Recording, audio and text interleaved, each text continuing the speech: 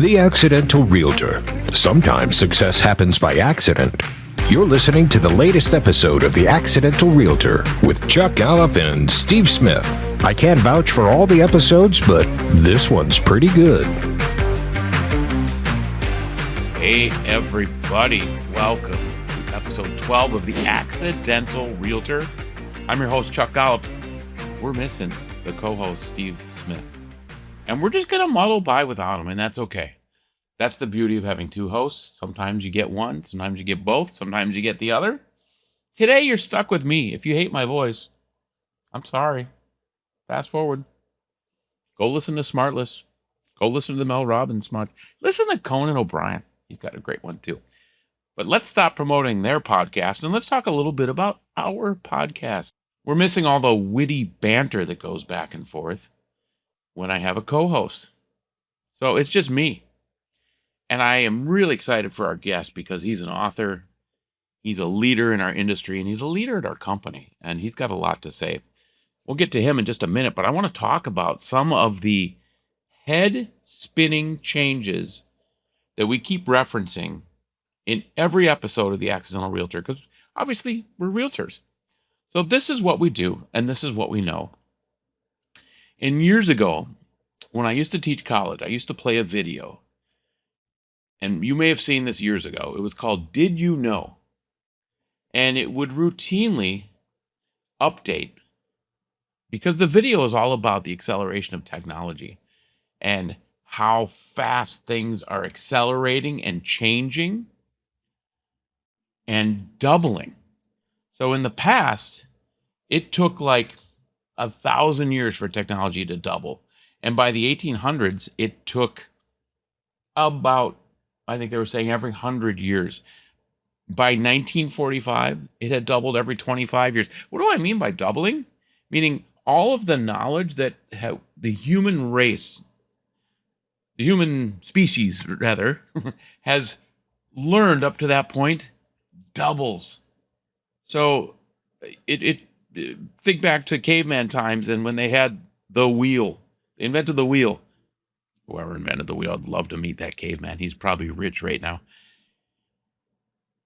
It took another lifetime to figure out how to get that technology harnessed and create double that amount of knowledge. I'm probably doing a terrible job of explaining this. But by 1945, it was doubling every 25 years. So let's say they build an airplane. Now they have that knowledge of an airplane. The next step is getting to the jet airplane. And that rate at which technology is accelerating is crazy. And they're saying right now, with the proliferation of internet devices, that they're suggesting that it may double in just days or even hours. That is crazy. And real estate, which is the space I'm in, thus the title, Accidental Realtor, is a great example because we are so reliant on laws and technology and culture and politics and the economy. And as all of this is changing so rapidly, we can't keep up. And that's why every week when I get on this podcast and I tell you about all the crazy things that are happening in our industry, to the world, in the markets that I work, it's because technology is doubling every couple hours. So everything that you're seeing right now won't matter next week because things are just nuts. So one thing I want to talk to just a little bit is in the Twin Cities, which is one of my markets, home prices dropped 2%, which is the biggest drop in over a decade. We have a median sale price of $392,000. There has been a 2% drop. We have not seen a drop in the Twin Cities like this in a very, very long time, and it is really significantly affecting what is happening in our market. So it's really making the sub $400,000 market incredibly tight, and it's frequently triggering multiple offer situations. Of course, that is the price where all first-time home buyers are fighting over those houses. And now everyone's fighting over those houses. There's such a small pool of buyers that can actually afford to buy houses. So, and again, this is just an example of everything that's happening so quickly with the economy and everything else. So we often transition at this point to a leadership tip. And this next guy, our guest, this is exactly what he does. He's about leadership. He's actually the regional director for EXP. So he's kind of my boss. But he has a book out called The Entrepreneur's Regret. And it talks a lot about building a business and not losing your soul. And I want to dig into that a lot. So let's get Mat Lewczenko in and find out what he's all about. Hey, I keep forgetting when you're in the green room whether or not you can actually see me rambling or not. So yeah, I was worried the guests are like, did he forget about me? But I was building you up and punching you up, and uh, I'm really excited to have you on. Oh, excellent. I'm thrilled to be here. Well, you should be. This is the Accidental Realtor Podcast, one of the most popular podcasts in the Highland Park neighborhood. Well, at least on the one block on the Highland Park neighborhood in St. Paul. I mean, it's Let's go. Let's give them what they paid for. yeah, I love it. Well, you and I are connected in so many different ways, and the timing of this, I think, is so important because I was just while you were bored to death in the green room twiddling your thumbs, I was talking about the market, but I was specifically talking about the acceleration of technology and how technology is doubling. At this point, they're saying every couple hours, and and as entrepreneurs, as that we are as realtors, it's just so important to us to keep up with technology, but also to keep our soul.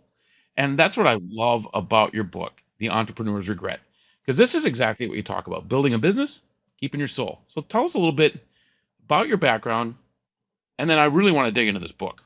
Oh man. So I mean, I don't know how far you want to go, but like, and if you follow me from anywhere, my story starts all the way back in Poland, where I was born, and our family emigrated right before martial law was passed in 1982. We were political refugees. My family just packed up everything and said, we got to get out of here.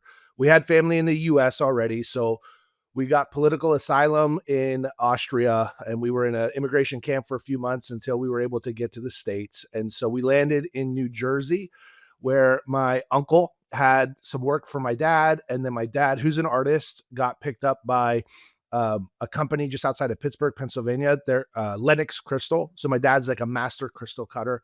So if you Oh, if you know wow. anything about like fine art and crystal, et cetera, so that's what my dad did. He had his master's certificate from Austria in Poland to cut crystal. And then so I lived outside of a small coal mining community in Pittsburgh, PA, and then through the years moved across the state to the Philadelphia side, where I did my undergrad at Temple University, and then made my way out to the Midwest in the early 2000s, and have been here ever since. Met my wife when I was in grad school. She was in the marketing department, and my background is in education and theater.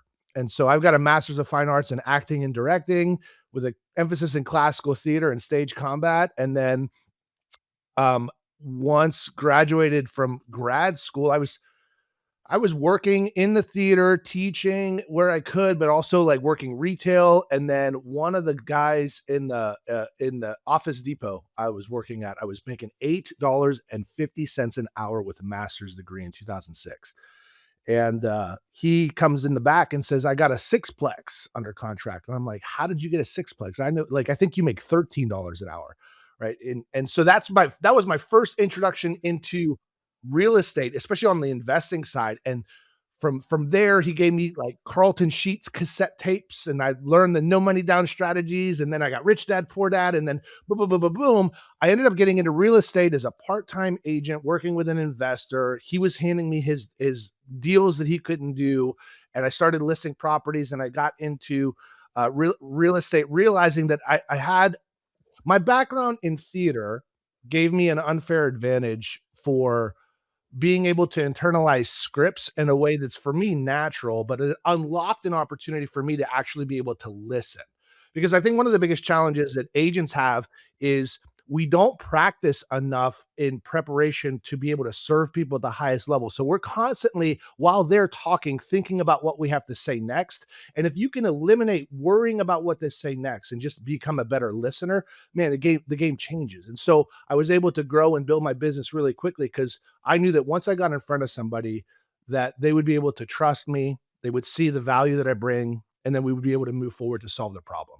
And so I was able to build my business pretty quickly. And then I started getting asked, like, hey, can you help others do the same? And so I transitioned into coaching early on, and then from coaching went into brokerage leadership, and I was running offices of 300 to 400 agents in multiple markets, and then I became a national coach and trainer. And so full circle with all that over the last 13 years of coaching agents, entrepreneurs, team leaders, and other business owners, I started noticing some trends. And that was that we as entrepreneurs, business owners, high achievers, we're subject to something called achievement addiction, and where we get wired for that dopamine hit of the hunt, of the win, of the kill.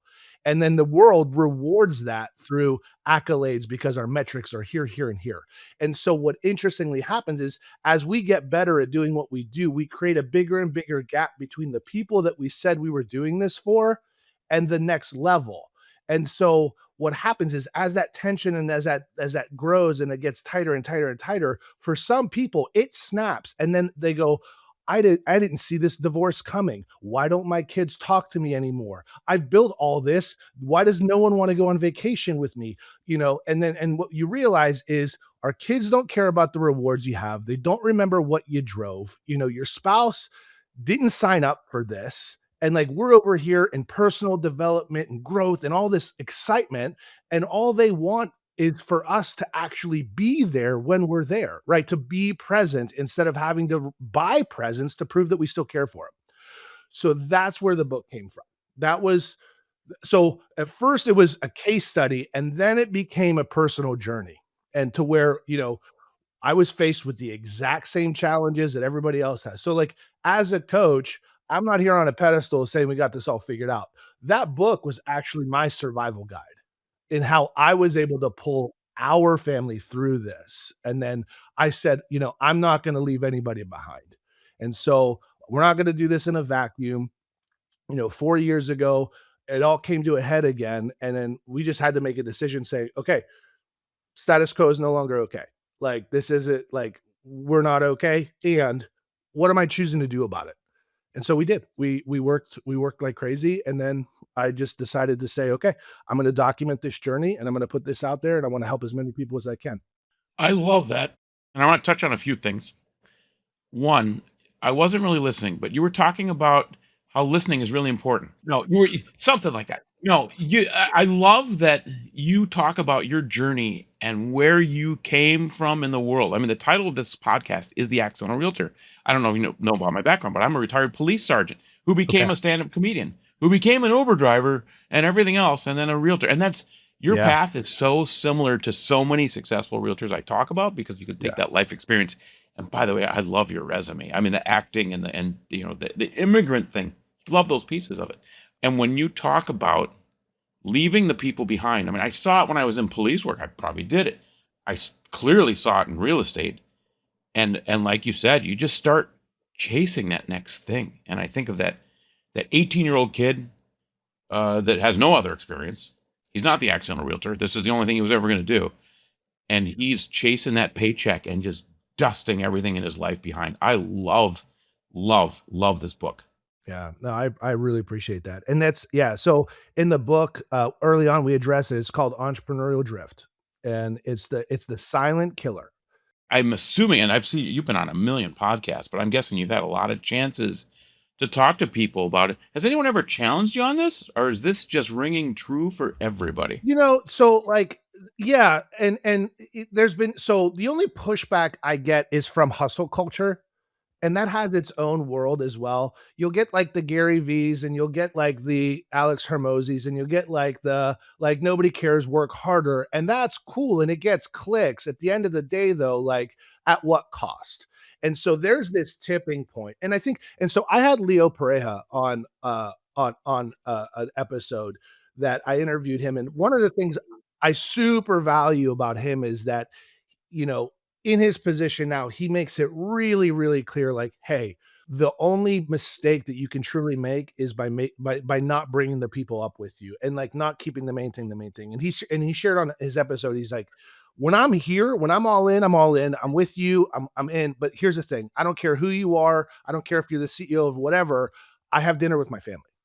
I Like was there's just there, gonna say like that. there's Yeah. there's a wall. He goes, if you say like, hey, I'm in Miami or whatever, he's like, cool, meet me before 4 o'clock or Mhm. whatever. Like he's just like, I'm not available. And I'm like, man, I love that. Thank you for sharing that. But he also said, like, look, there's context and there are seasons where you've got to have, all hands on deck. And I'm not under the hallucination that there's not times where there's counterbalance, where you've got to be a little bit all in over here. However, have you set aside and is everybody on the boat clear? Like, okay, when I do this, when I come back, I'm going to be all in over here for a period as well. Like, there's got to be like timelines, expectations, and then like buy in. If there's no buy in, that's just, it's abuse, really. Yeah.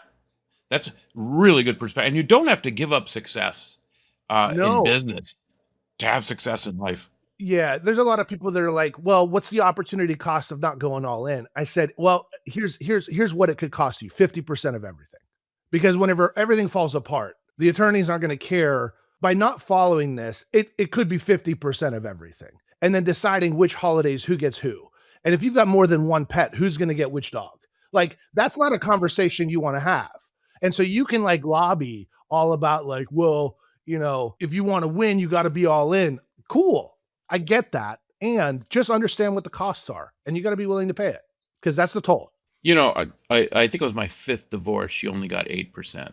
So no, I'm kidding. Kidding. I only had one divorce. As a coach, I'm guessing this comes up a lot for people. And this probably, I'm curious how much it actually resonates with many of the agents that are coming up or building a business. They go, yeah, thanks, Matt. That's great advice. But yeah. What's interesting is it actually doesn't come up because nobody wants to talk about it. And it takes a coach from outside looking in to say, "Hey, hang on. I see your calendar right here is this. Where's date night? Where's your one-on-one with your kids? Is your vacation on here? Are you actually going to have an opportunity to disconnect? What's your contingency plan? Who do you have on the ground supporting you when you're gone? Or are you thinking that things are just going to stop because you're not available? Like, how are you going to protect this time for the people that you said you were going to be there for?" And so, interestingly enough, it doesn't come up. It has to, like, I have to force the conversation. And that's why they hire me. Yeah, I love that. I mean, you're like the balance coach. Yeah, you're you're the opposite of the Gary V, maybe the Grant Cardones. How but, like, let's not get it twisted. There's like so in order to be all in it here, you've gotta be all in here. So Yeah. there's no excuse for not, like, actually hitting your metrics and being effective and efficient at the same time. So, like, in order for us to have like high quality relationships and then physical and mental health, you've got to also really understand, okay, between this time and this time, okay, we were just watching The Pursuit of Happiness with my kids. And there's a beautiful scene in there where he says, I got to do in 6 hours what these guys do in 9. I don't hang up the phone. I click it. I don't go to the water fountain because I got to pee. And then he goes, I couldn't get to the top of the list. So I started at the top. So, like, at the end of the day, it's not about the quality or the quantity of time you have, it's the quantity inside those hours. And so I am absolutely ruthless with effective metrics and activities that are going to move the needle and not like vanity stuff and not about like motion. It's about what's working, what's not working, what are we cutting, and what are we going double down on. And so, like, it's not a free pass. This isn't like airy fairy. Like, this is like you got to be ruthless here so you can be all in here. And then lastly, if you're not all in for you, all of this falls apart as well, right? Like, you got to put your mask on first. And the thing is that if you're not counterbalanced in these top two areas, self-care is selfish, or it feels that way, as opposed to, working out isn't a reward, it's a requirement. So I just wanted to qualify and quantify that. Like, we get after it. There's room in that space for everyone. But it's just, you have such and unusual and healthy take on this. And it's not to the detriment of your career. And certainly, I mean, at our brokerage, you are in a position that really stands to influence people. How do you leverage that in your corporate position? So as one of the regional growth directors, I have the opportunity and the privilege of meeting agents, teams, and brokerages that are at that tipping point where they're starting to see the symptoms of being out of balance. And so they're looking for a solution here. And what's really amazing about our platform is that it's the DNA in our company is a leverage and support piece for someone's business to be able to grow and build their business however they see fit with cutting edge technology, lowest cost, rewards, et cetera. So our company intrinsically rewards those teams and agents and brokerages that are able to leverage and get all in. However, like everybody that I get to be with at in the leadership level also understands that the main thing is the main thing. We're not just a transaction house. However, we still attract the highest producing and the highest productive agents in the industry. Our per agent productivity at this company at our size is unrivaled, right? Like so, it's what's interesting is that it's no longer rhetoric; it's proof through the metrics, through the numbers that we have. So, yeah, being one of the growth directors and having those I get to have a little bit of a deeper conversation with individuals, and I don't think a lot of people are having those levels of conversations, and getting somebody to slow down enough to realize that and see that this where we are can be part of the solution as well. Love that. Love that. And I you touched on your background. I want to circle back on that a little bit. So you have a really unusual background, very creative, and I've been in that sphere too with acting and production and all that stuff, and that is also a strange level of intensity if for people that haven't seen it. Deb, do you in any way circle back to that now that you have this whole legacy of real estate built up? Any plans to get back to that? Because I'm sure that Oh, was your starting like to passion. actually do like some theater again? Yeah. I mean, I'd love to. It's just the time commitment for it isn't conducive like for my life at the moment, right? So, having rehearsals from 6 to 11 p.m. or taking 3 weeks to get a show off the ground is not something that I can afford at the moment. And yet at some point one day when, all of the other streams of income are flowing, it's for sure going to be something I will get back to, right? So, I get to scratch that itch like on things like this, right?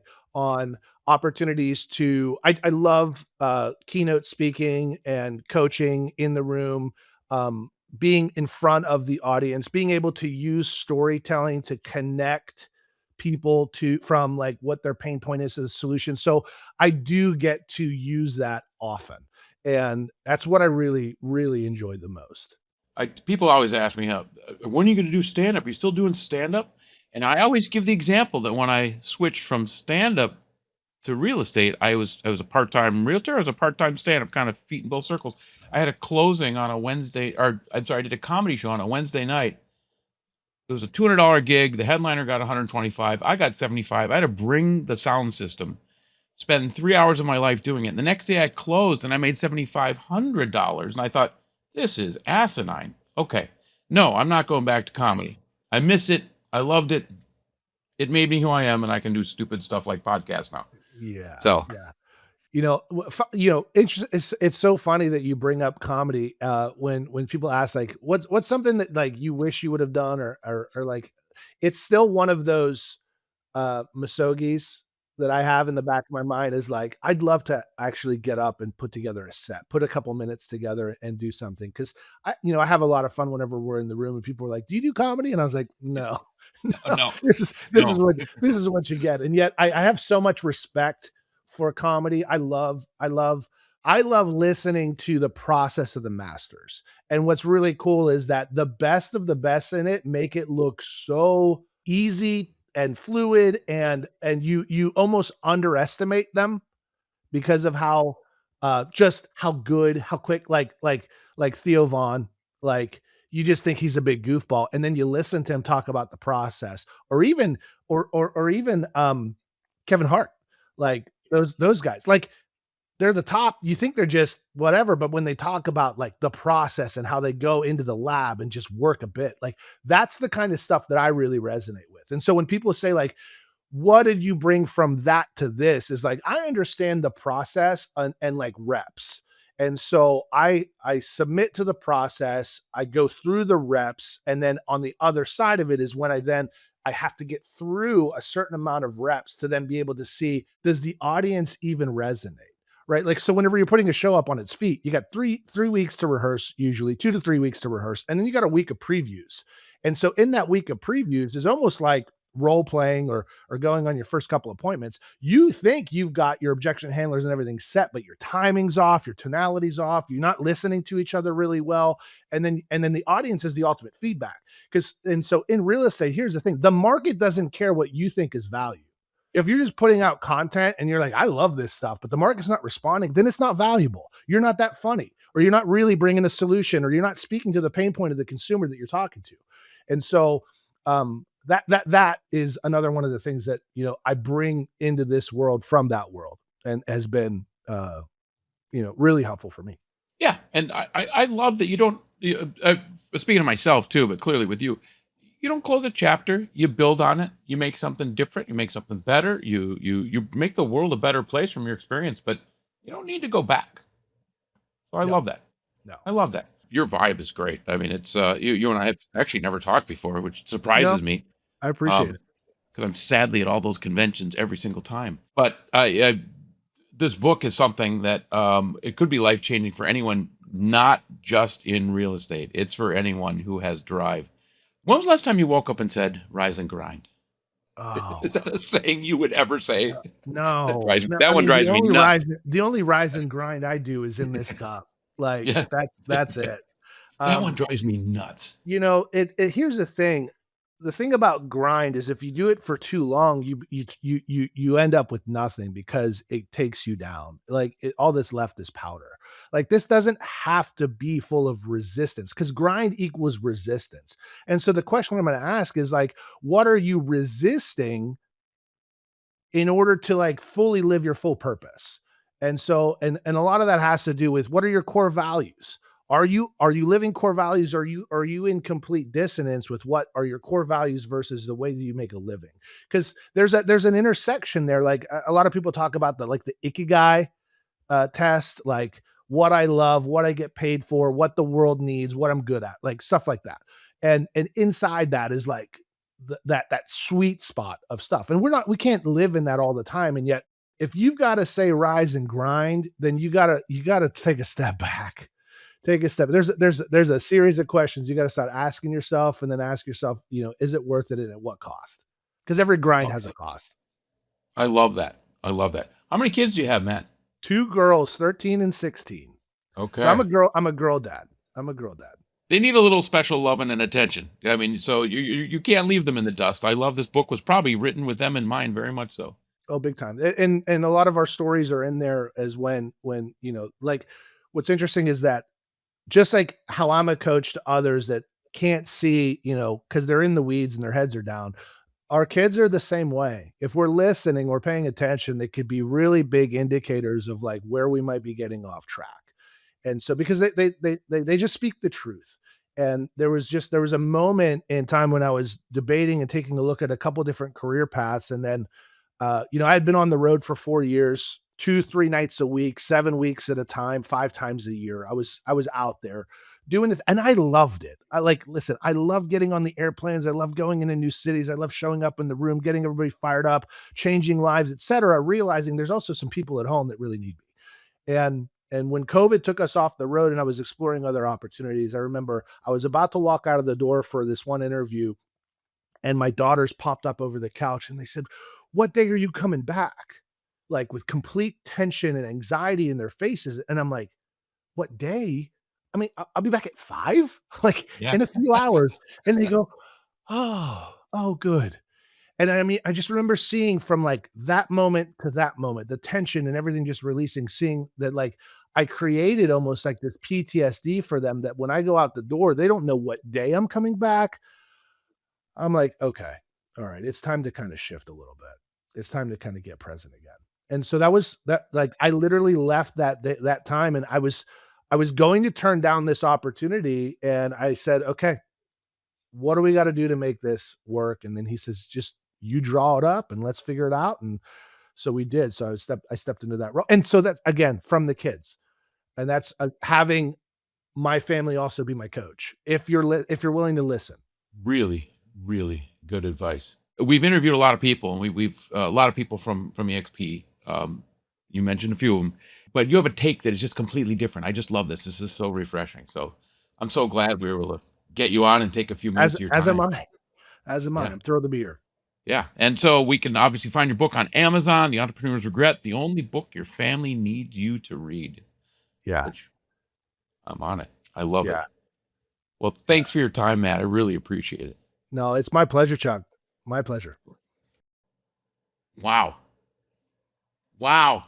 We've had some really cool guests on this podcast, and here's a little inside secret from the industry. After the guest leaves, I'm doing air quotes here because the guest doesn't really leave. We hit stop, and then the guest and I talk a little bit, and then they leave, and then we come back and pretend they just jumped out. Matt and I talked for about 20 minutes after that. What an interesting guy. And he really takes a different perspective on things than I've heard before. And during that chat just a few minutes ago, and we'll put this up in the remarks, but the Entrepreneur's Regret, he's got a whole system built around this with a journal and some supplementary materials that you're going to want to get. So he's going to give this to our listeners at a discount. So if you go to noregretsblueprint.com and you type in the code accidental, you can get this whole system at a discount. He wasn't here to plug this. It took that direction. And I'm glad it did, because I think it gives you that healthy balance that we all need, certainly as entrepreneurs or people that are trying to build something and look back and go, where'd everyone go? What's left? Yeah, I built a business. Yeah, I saved lives. I changed lives. But what about the people who really matter? My kids, my family, the people that I love. Remember to water your plants. That's what I always say. You got to water your plants. So I'm not even going to tell a funny story. I was so inspired by this. I'm going to hop on and order the whole system. NoRegretsBlueprint.com, code accidental. Get your discount for the Entrepreneur's Regret. So excited to have had Matt on our show. And we look forward to seeing you on the very next episode of The Accidental Realtor. Remember to follow us, like us on social media, and you can find us on all of the podcast apps. We'll see you on the next one. Thank you for listening to Accidental Realtor. Frankly, I can't believe you made it through the whole thing. Way to go. I'm your announcer, Rusty Gatenby. Chuck has me tied up and held hostage in his basement. No kidding. Please help me. See you next time.